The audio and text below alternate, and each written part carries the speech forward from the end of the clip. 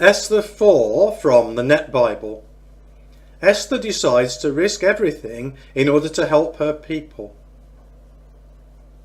Now, when Mordecai became aware of all that had been done, he tore his garments and put on sackcloth and ashes.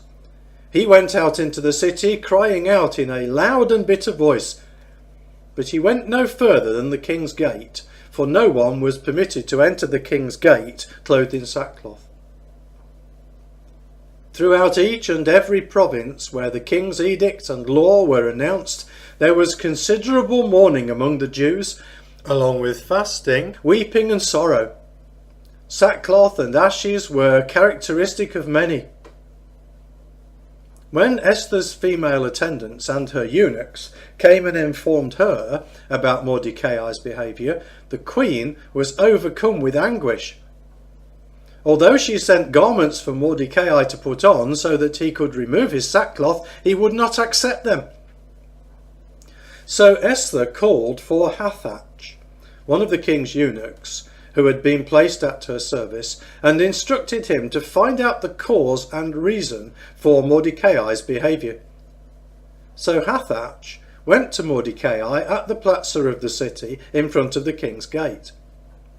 Then Mordecai related to him everything that had happened to him, even the specific amount of money that Haman had offered to pay the king's treasuries for the Jews to be destroyed.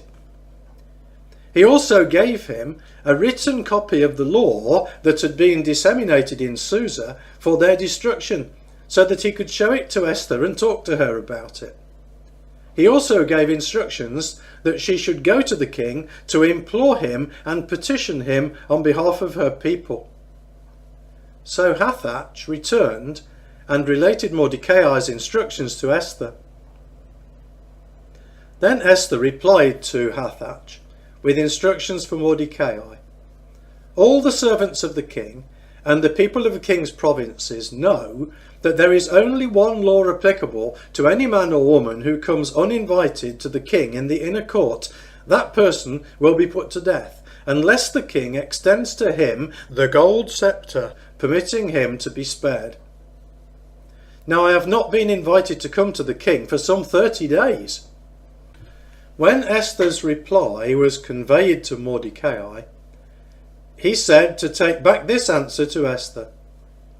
Don't imagine that because you are part of the king's household, you will be the one Jew who will escape.